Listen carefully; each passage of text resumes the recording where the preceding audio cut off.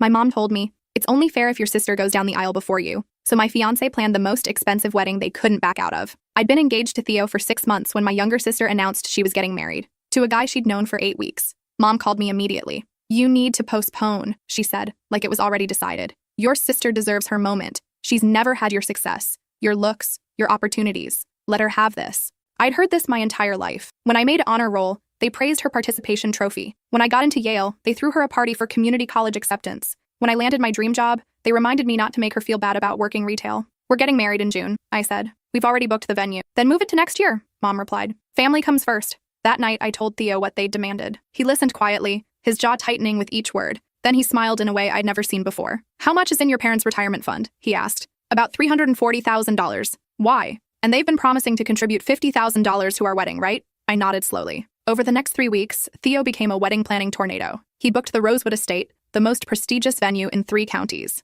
Reserved it for the exact same weekend my sister had chosen. Put down a non-refundable deposit of $45,000. He hired the celebrity florist who'd done the governor's daughter's wedding, contracted the orchestra that performed at the Kennedy Center, ordered custom Vera Wang dresses for the bridal party. The total came to $287,000. When the first invoices arrived, my parents called in a panic. This is completely unreasonable, Dad sputtered. We agreed to help, not fund a royal wedding. The contracts are signed, Theo said smoothly. Cancellation means losing everything, but don't worry, we can handle it ourselves if the money's a problem. Mom's voice turned sharp. We're not backing out. We made a commitment. My sister's wedding was smaller, quieter. The community center instead of an estate. A DJ instead of an orchestra. Mom kept suggesting they postpone, find a better date, but my sister refused to budge. You're just trying to make me wait for her again, she screamed during one family dinner. Like always. A week before both weddings, my parents' financial advisor called them. Apparently, pulling $50,000 from their retirement fund triggered massive penalties and taxes they hadn't anticipated. Between that and the wedding expenses they'd committed to, they'd drained nearly everything. You're destroying us,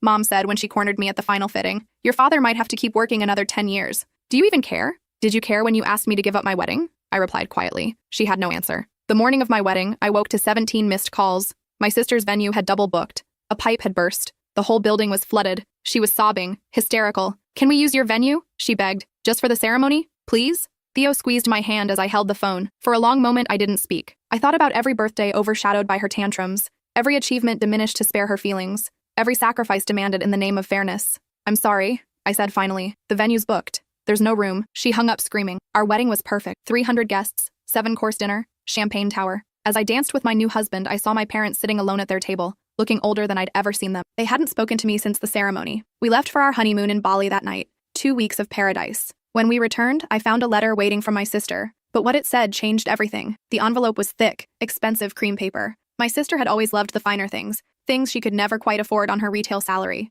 I almost threw it away unopened. Theo watched me turn it over in my hands. You should read it, he said. I tore it open. 3 pages. Handwritten. Her loops were shaky, erratic. I know you won't believe this. I know you hate me. But I need you to know the truth before it's too late. Brandon left me 2 days after your wedding, took everything from our joint account and disappeared. Turns out he was already married, has been for 6 years, to someone in Nevada. I was just the other woman and I didn't even know it. Mom and Dad won't help. They said they have no money left after your wedding, that I made my bed and now I have to lie in it. I'm 3 months pregnant. I found out the day after he left. I don't know what to do. I have $600 in my account and I'm about to lose my apartment. Work fired me because I've been too upset to function. I know I don't deserve your help. I know I've been terrible. But you're all I have left, please. I read it twice, then a third time. Theo leaned over my shoulder. It could be fake, he said quietly. A manipulation. It's not. I recognized the desperation in her handwriting, the way the ink bled where tears had fallen. This is real. I called Mom. She picked up on the 6th ring. What do you want? Her voice was ice. Is it true? About my sister? Silence stretched between us. Then, she made her choices. She's pregnant and homeless. Then she should have thought about that before stealing your spotlight. You told me family comes first,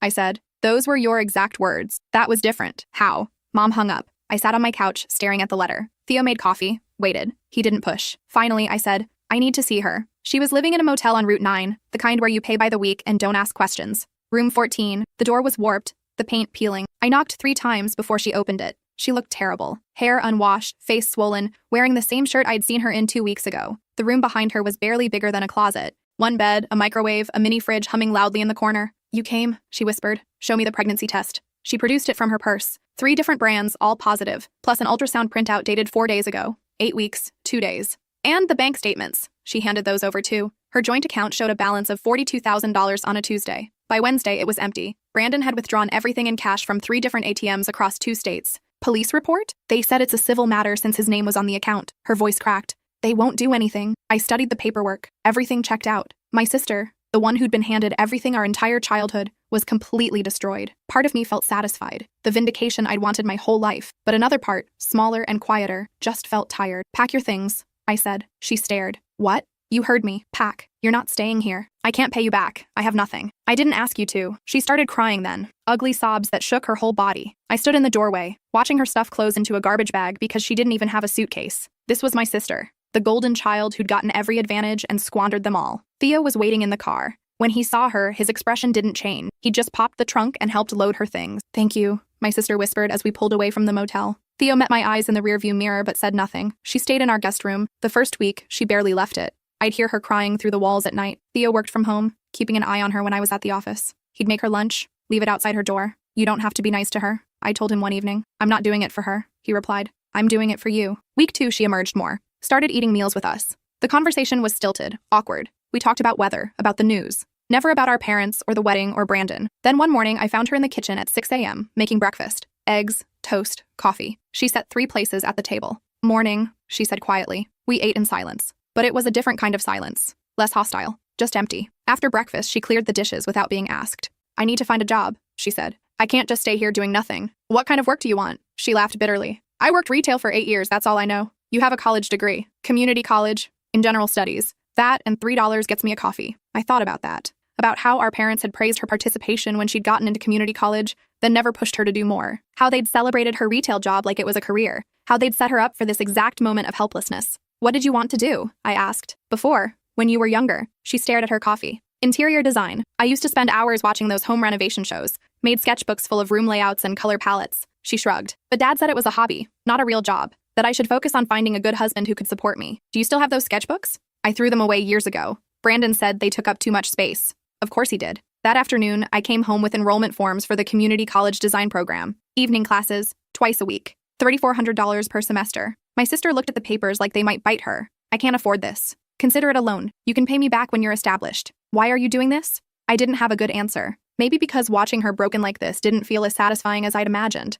Maybe because I was tired of the cycle our parents had created. Maybe because spite had gotten me a perfect wedding but had cost me something I couldn't name. Just say thank you, Theo said from the doorway. Thank you, she whispered. She started classes 3 weeks later. At first, I'd hear her pacing her room at night, anxiety keeping her awake. But gradually, she came alive in a way I'd never seen. She'd show me her assignments, eyes bright, talking about feng shui and accent walls and natural lighting. Look at this color palette I created, she'd say, spreading fabric swatches across our dining table. The professor said it showed real understanding of complementary tones. For the first time in my life, my sister had something that was hers. Not handed to her. Not diminished to make me feel better. Just hers. Meanwhile, my parents called every few weeks. Always the same conversation. This is your fault, Mom would say. If you hadn't been so selfish with your wedding, we'd have money to help your sister. She's fine, I'd reply. How would you know? She won't return our calls. Because she's living with me. Silence. Then, you're helping her? After what she did? After what you did, you mean? Mom would sputter, launch into a speech about respect and family obligation. I'd let her talk herself out, then hang up. Dad tried a different approach. Called to apologize. Said they'd made mistakes. Could we all just move past this? But when I asked if he was sorry for demanding I postpone my wedding, he got defensive. That was different. We were trying to protect your sister's feelings. By trampling mine? You've always been stronger. You can handle it. That was the problem. I could handle it. So they'd made it my job to handle everything. My job to be smaller so my sister could feel bigger. My job to succeed quietly so she wouldn't feel like a failure. My job to sacrifice so she could have. And where had it gotten her? 26, pregnant and abandoned with no skills and no support system except the sister she'd spent a lifetime competing with. I'm done protecting her feelings at the expense of my own, I told Dad. And I'm done with you. He called back 17 times that day. I blocked his number. My sister's pregnancy progressed. We turned the home office into a nursery. Theo painted it a soft yellow while my sister picked out furniture. She cried when we assembled the crib. I don't deserve this, she said. Probably not, I agreed. But the baby does. She laughed through her tears. At her 20-week ultrasound, we learned she was having a girl. The technician asked if she wanted to know the name. I'm not sure yet, my sister said, looking at me. Can I think about it? 2 days later, she knocked on my bedroom door at midnight. Theo was already asleep. I want to name her after you, she whispered, if that's okay. I sat up. Why? Because you saved us when no one else would. She touched her stomach. I want her to grow up like you. Strong, independent, not like me. You're getting stronger every day. Because of you. We sat in the dark hallway outside my bedroom. Finally, I said, I don't want you to name her after me. I want you to name her something that means new beginning, fresh start. Whatever that is to you. She thought for a long time. Hope. I want to name her Hope. That's perfect. Hope arrived on a Tuesday in October. 7 pounds, 4 ounces. My sister labored for 19 hours. I stayed the whole time, held her hand, counted contractions. Theo waited in the corridor with terrible coffee and a bag of my sister's favorite snacks. When Hope finally emerged, screaming and red-faced, my sister looked at me with exhausted wonder. "She's here," she whispered. "She's really here." I cut the umbilical cord, watched the nurses clean her, wrap her, hand her to my sister. This tiny creature who'd never asked to be born into this mess, who represented both an ending and a beginning. My sister couldn't stop crying, happy tears this time. "Thank you," she kept saying. "Thank you, thank you, thank you." We brought them home 3 days later. My sister was terrified, convinced she'd break the baby somehow. I showed her how to swaddle, how to burp, how to change diapers, things I'd learned from helping with my colleagues' children at work. "You're so good at this," she said, watching me rock Hope to sleep. "You will be too." "I don't know. I'm not good at anything." "That's not true. Name one thing I'm good at." I thought about it. Really thought. "You're good at loving people, even when they don't deserve it. You spent your whole childhood trying to win mom and dad's approval, even though they set you up to fail. That's not weakness. That's hope. That's persistence." She stared at me. I never thought about it that way. Start. Over the next months, my sister transformed. She hired a lawyer who managed to track Brandon to Nevada and file a child support claim. It would take time, but at least it was started. She finished her first semester of design school with a 3.8 GPA, started freelancing, doing small design consultations for friends and family. Well, not our family. Our parents had stopped calling entirely. Then one afternoon, my sister came home from class looking shaken. She set Hope's carrier down carefully, hands trembling. "What happened?" I asked. "I saw Mom. At the grocery store." I waited. She looked. My sister struggled for words. Old, tired, her hair's gone completely gray. She was using a cane. And? She asked about Hope, wanted to see pictures. I showed her one and she just started crying in the middle of the produce section. "What did you say?" "Nothing. I just left." "But," she paused. I felt bad for her. "That's the trap," I said quietly. "They make you feel bad for setting boundaries." "I know, but she's still my mom. She's still the person who asked me to postpone my wedding, who told you to sleep in the bed you made when you were homeless and pregnant, who chose her retirement fund over both her daughters." My sister nodded slowly. "You're right. I know you're right." She looked at Hope sleeping peacefully. "But what kind of example am I setting for her? Cutting off her grandparents?" "The kind that shows her self-respect has value." But I could see the conflict in her eyes, the old patterns pulling at her. A week later, I came home to find my sister video calling with our parents. Hope was on her lap, and Mom and Dad were cooing through the screen. "Look how big she's gotten," Mom was saying. My sister saw me and went pale. She ended the call quickly. "I'm sorry," she said. "They called and I answered. It's your choice. You're mad. I'm disappointed. But it's still your choice." That night, Theo found me on the back porch, staring at nothing. "Want to talk about it?" he asked. "She's going to let them back in. I can feel it." "Maybe. After everything they did. Everything they didn't do." Theo sat beside me. "You can't control her choices. You can only control yours. I saved her. I gave her a place to live, paid for her school, helped her with Hope. And she's going to forgive them like none of it mattered. Is that why you helped her? To prove a point?" I thought about that. Really thought. Maybe at first. But no. Somewhere along the way, it became about her. About Hope. About breaking the cycle. Then you succeeded. What she does with that is up to her. Over the next month, my sister's calls with our parents increased. Once a week, then twice, then every few days. She'd take Hope into her room and close the door. I'd hear her laughing, talking, sharing stories. One evening, she approached me nervously. "Mom and Dad want to visit, to meet Hope in person." "Here?" They suggested a restaurant, neutral ground. "And you want to go?" "I want to try. For Hope. She deserves to have grandparents. She deserves grandparents who show up, who don't abandon her mother when things get hard. People can change. Can they?" My sister looked at me with something like pity. "I used to be so jealous of you. Your success, your confidence, your perfect life. But now I see it. You're just as trapped as I was. Just in a different cage." Her words hit like a slap. "What's that supposed to mean? You're so focused on what they did wrong that you can't see anything else. Mom and Dad messed up. Badly. But holding on to that anger isn't hurting them.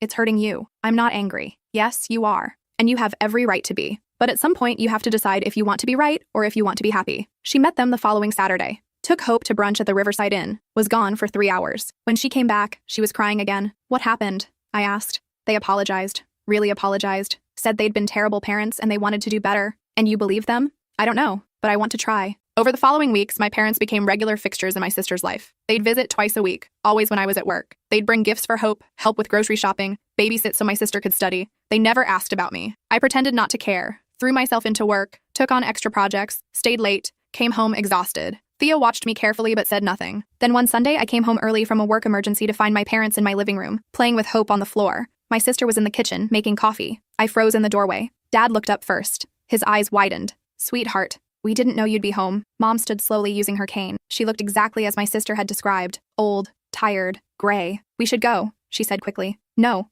I said. "This is my house. If anyone's leaving, it's me." I turned to walk out. My sister called after me. "Wait, please. You brought them into my house without asking." I know. I'm sorry, but we need to talk. All of us. We have nothing to talk about. Please. Her voice broke. Just give them 5 minutes. I wanted to refuse, to make them leave, to prove that I didn't need their apologies or their presence. But Theo touched my shoulder gently. 5 minutes, he said quietly. What's the harm? So I sat, across from my parents, in my own living room, and waited. Dad spoke first. His voice was hoarse, uncertain. We were terrible parents. To both of you, but especially to you. I said nothing. Mom continued. We thought we were helping your sister, protecting her, but we were really just teaching her to be helpless. And we taught you that your needs didn't matter, that you had to be perfect and small and accommodating so she could exist. Great. Thanks for the summary. Can I go now? Please let us finish, Dad said. We know we don't deserve forgiveness. We drained our retirement trying to keep up appearances with your wedding. We're both working now. I'm 68. Your mother is 65. We'll be working until we die, probably. That's not my fault. We know. We're not asking for money or help. We're just asking for a chance. I looked at my sister. She was crying silently, holding hope. A chance to what? I asked. To be better, Mom said. To show you that we can change. That we can be the parents you deserved all along. I laughed. It came out bitter, sharp. You had my entire childhood to be those parents. Where were you when I needed you? When I was working 3 jobs to afford Yale because you spent my college fund on my sister's therapist? When I made partner at 29 and you didn't even send a card? When I got engaged and you immediately made it about her? We were wrong, Dad said. About all of it. We see that now. What changed? Why now? Mom looked at Hope, watching your sister with her, seeing her break the cycle. It made us realize what we'd done, how we'd poisoned our entire family with our favoritism and manipulation. You're only apologizing because your favorite daughter called you out. Yes, Mom said simply. That's exactly right. We're selfish enough that we didn't see the problem until it affected her, but we're here now, and we're sorry. I sat there, looking at these people who'd raised me, who'd made my childhood a constant competition I didn't know I was losing, who'd taken every accomplishment and dimmed it to make my sister feel better about her failures. Part of me wanted to scream at them, to list every hurt, every slight, every moment of casual cruelty disguised as fairness. But another part was just tired. I don't forgive you, I said finally. I don't know if I ever will, but I won't stop my sister from having a relationship with you. This is her home too now. If she wants you here, that's her choice. Thank you, Dad whispered. Don't thank me. I'm not doing this for you. I'm doing it because my sister's right. Holding on to this anger isn't hurting you. It's hurting me, and I'm tired of being hurt. They left shortly after. My sister hugged them at the door. Mom tried to hug me. I stepped back. Maybe someday, I said, but not today. After they left, my sister and I sat in silence. Hope had fallen asleep, tiny fist curled against her cheek. I'm sorry I ambushed you, my sister said finally. I know. Are you going to kick me out? No. Why not? I betrayed your trust. I thought about it, really thought. Because you're not them. You're trying. And that matters. She started crying again. I don't deserve you. Probably not. But Hope does. And I'm not doing this for you. I'm doing it for her. It wasn't forgiveness, exactly. But it was something. A crack in the wall I'd built. Over the next months, things shifted slowly. My parents visited weekly. I'd leave when they arrived, come back after they left. We'd pass in doorways, exchange stiff greetings. Nothing more. Then one Sunday, I came home to find my mother alone in the kitchen, making soup. My sister had taken Hope to a baby class. I didn't know you'd be back so early, Mom said, startled. I can leave. No, stay, please. I wanted to talk to you. Alone. I leaned against the doorframe, arms crossed. So talk. Mom set down her spoon, turned to face me. I need you to understand something. What we did to you. It wasn't because we loved your sister more. It was because we were afraid. Of what? Of you. Of how capable you were. From the time you were small, you were so independent, so self-sufficient. You'd figure things out on your own, solve your own problems. We didn't think you needed us. So you ignored me. We took you for granted. Your sister struggled with everything. School, friends, self-esteem. She needed constant attention, constant support. And you were just fine. So we focused on her. And by the time we realized what we'd done, the pattern was set. That's not an excuse. I know. I'm not making excuses. I'm trying to explain. We failed you because we assumed you were too strong to be hurt by our neglect. And that was our mistake. Our terrible, unforgivable mistake. I felt something crack inside my chest. I wasn't too strong. I was just good at pretending. I know that now.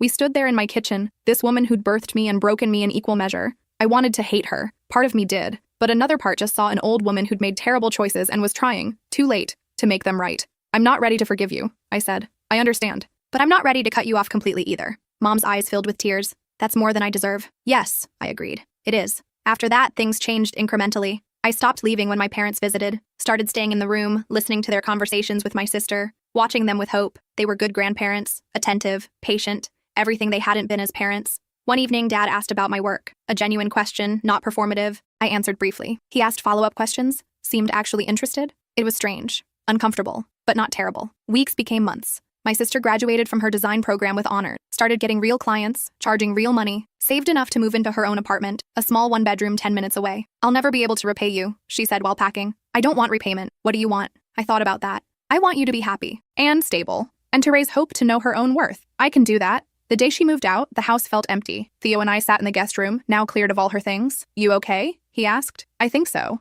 You did a good thing. Did I? Or did I just prove I'm the same person they made me? The one who has to fix everything? You chose to help her. They demanded you sacrifice for her. That's different. Maybe it was. Maybe I'd broken the cycle after all. Not through revenge or spite, but through choosing kindness when I could have chosen cruelty. My parents asked to take me to lunch. Just me, not my sister. I almost said no, but Theo encouraged me. What's the worst that could happen? He asked. They could apologize again and I might actually forgive them. Would that be so terrible? I didn't answer. We met at a small cafe downtown. Mom and Dad looked nervous. They ordered coffee, barely touched it. Finally, Dad said, "We want to give you something." He slid an envelope across the table. Inside was a check for $50,000. What is this? It's what we owe you, for your wedding. We borrowed against the house, worked extra shifts. It took us a year, but we got it. I stared at the check. I don't want your money. It's not about what you want. It's about what's right. We made a promise. We broke it. This is us keeping our word, even if it's late. You're 68 and 65. You need this for retirement. We need our daughter more than we need money. Mom's voice cracked. Please, let us do this one thing right. I looked at the check, at my parents,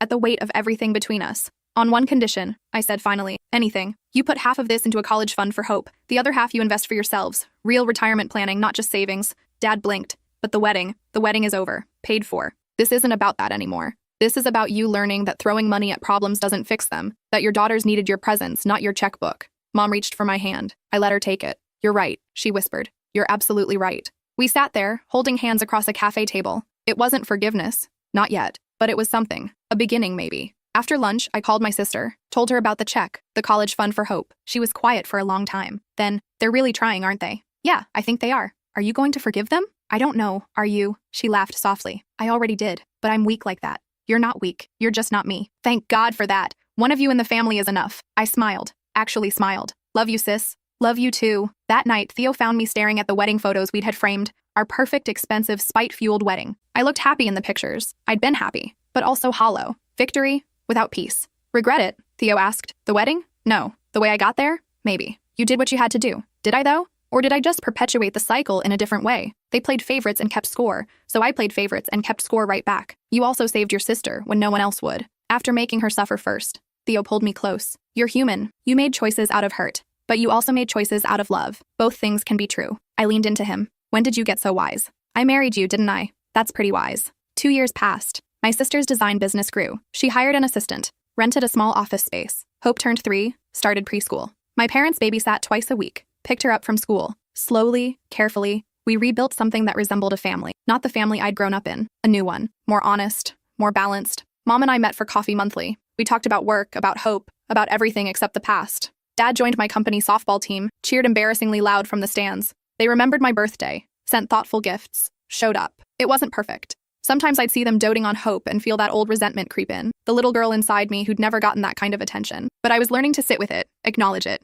let it pass. One Sunday, the whole family gathered at my sister's apartment for Hope's 3rd birthday. There was cake and balloons and too many presents. Hope ran around with frosting on her face, delighted by everything. I stood in the corner, watching. My sister approached, handed me a glass of wine. You okay? She asked. Yeah, just thinking. About what? About how different this could have been. If I'd said yes when you asked to use my wedding venue. If I'd turned you away when you needed help. If I'd never answered that letter. My sister considered this, but you didn't. You made the choices you made. And here we are. Here we are, I echoed. Mom called everyone together for cake. We sang happy birthday off-key. Hope blew out her candles with help from my sister. She wished for a puppy. Everyone laughed. As I watched my parents smile at their granddaughter, I realized something. They'd never learned to be good parents to us, but they were learning to be good grandparents to Hope. And maybe that was okay. Maybe people could change, even if the change came too late to undo the damage. After the party, Theo and I drove home in comfortable silence. At a red light, he reached for my hand. Happy? He asked. I thought about it. Really thought. Yeah, I think I am. Even with everything. Because of everything. The wedding, the revenge, the reconciliation. All of it. It made me who I am. The light turned green. We drove home to our house, our life, our hard-won peace. That night, I drafted a letter to my parents. Told them I forgave them. Not because they deserved it, but because I deserved to stop carrying the weight of their failures. I told them I loved them, despite everything, that I saw their efforts and appreciated them, that we could move forward together. I showed the letter to Theo before sending it. You sure? He asked. No, but I'm doing it anyway. I mailed it the next morning. Mom called 3 hours later, crying so hard I could barely understand her. Dad got on the phone, voice thick with emotion. Thank you, he kept saying. Thank you, thank you, thank you. Don't thank me, I said. Just keep showing up. We will. We promise. And they did. 5 years later, I stood in this same living room, watching Hope play with her baby cousin. My sister had met someone good this time. A kind man who worked as a teacher and loved her for exactly who she was. They'd gotten married at a small courthouse ceremony. No drama, no competition, just joy. My parents were there, along with his parents. Everyone got along. It was almost boring in its normalcy. Theo and I had welcomed twins 6 months ago, a boy and a girl. My parents visited weekly, splitting their time evenly between their grandchildren. They sent equal birthday gifts, equal Christmas presents, equal everything. Overcompensating maybe, but trying. Sometimes I caught Mom watching me with the twins, tears in her eyes. I knew she was thinking about everything she'd missed with us, the moments she'd let pass, the love she'd divided instead of multiplied. But she was here now. They both were. And that had to count for something. The wedding photos still hung in our hallway. My expensive, elaborate, perfect revenge. I passed them every day. Sometimes I'd stop. Remember how it felt to watch my parents realize what I'd done, the satisfaction, the hollow victory. I didn't regret it, exactly. It had been necessary, in its way. The final explosion that destroyed the old family dynamic and forced us to build something new, but I was glad we'd moved beyond it. One evening, my sister and I sat on my back porch while our children played in the yard. Hope was teaching the twins how to catch fireflies in a jar. Do you ever think about that day? My sister asked. The day your venue flooded and I called begging for help? Sometimes. Do you wish you'd said yes? No, you needed to hit bottom. We both did. Otherwise, we'd still be playing the same games. She nodded slowly. I'm grateful. For everything. Even the hard parts. Me too. We sat in silence, watching Hope show the twins how to carefully release the fireflies, teaching them gentleness, kindness, all the things we'd had to learn too late. Do you think we're breaking the cycle? My sister asked. Or just perpetuating it in a different way? I think we're trying. That's more than our parents did. That's not fair. They're trying now. Now, after almost destroying both their daughters. Better late than never, I guess. My sister laughed. You're still angry. A little. Maybe I always will be. But I'm also happy. Both things can be true. Both things can be true, she repeated. I like that. As the sun set, Theo called us in for dinner. We gathered around the table, all of us. Parents, children, grandchildren. A family built from the broken pieces of the one we'd had before. It wasn't perfect. There were still awkward moments. Old wounds that twinged. But it was real. Honest. Built on truth instead of pretense. Over dinner, Dad told a terrible joke. Everyone groaned. Hope asked if she could have a puppy for the 100th time. My son threw peas on the floor. My daughter laughed. My sister wiped her husband's face where he'd gotten sauce. Mom helped clean up the mess. It was mundane, beautiful. Everything I'd never had as a child. After dinner, while washing dishes, Mom touched my arm. Thank you, she said quietly. For what? For giving us another chance. We didn't deserve it. No, I agreed. You didn't. But Hope deserves grandparents. And my kids deserve them too. So here we are. Here we are, she echoed. Later, after everyone had left, I found the letter my sister had written 2 years ago. The one that had changed everything. I reread it, remembering the person I'd been when I first opened it. Angry, victorious, hollow. I'd come so far since then. We all had. I thought about that expensive wedding, the revenge, the satisfaction of watching my parents squirm. It had felt so good in the moment, so righteous. But it had also cost me years of relationship with my family, years I'd never get back. Was it worth it? Maybe, maybe not. But it was done. All I could do now was move forward with the family we'd built from the ashes. Theo found me sitting on the floor, letter in hand. You okay? He asked. Yeah, just thinking about how different things could have been. Better or worse, different. Maybe everything had to happen exactly as it did to get us here. He sat beside me. No regrets? I thought about it. Really thought. One. What's that? I wish I'd talked to them first. Before the wedding, before the revenge. Wish I'd given them a chance to choose differently. Would they have? Probably not, but I'll never know. Theo pulled me close. You did the best you could with what you knew at the time. That's all any of us can do. We sat there on the floor, surrounded by the life we'd built.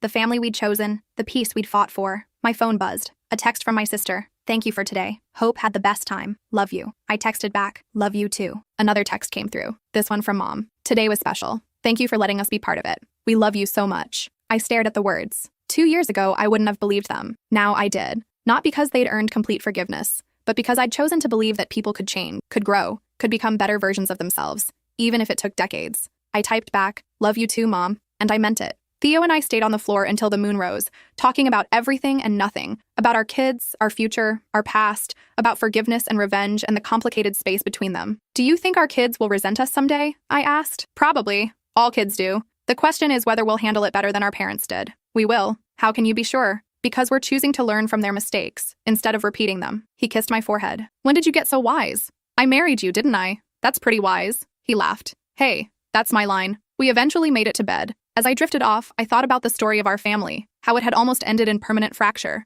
how revenge had given way to reluctant reconciliation, how hurt had slowly, painfully transformed into healing. It wasn't a fairy tale. There was no perfect ending, just people doing their best, failing often, trying again, learning, growing, choosing each other over and over, even when it was hard. My expensive wedding had bought me satisfaction, but cost me peace. My sister's letter had given me a choice, and in choosing to help her, I'd somehow helped myself. In the end, that was the real victory. Not the perfect wedding or the financial revenge or the moment my parents realized what they'd done. The victory was in choosing to break the cycle, to build something new, to forgive without forgetting, to move forward without pretending the past didn't matter. As I fell asleep next to my husband, in the house we'd bought, surrounded by the family we'd chosen to fight for, I realized something. I was happy, despite everything, because of everything. And that, finally, was enough.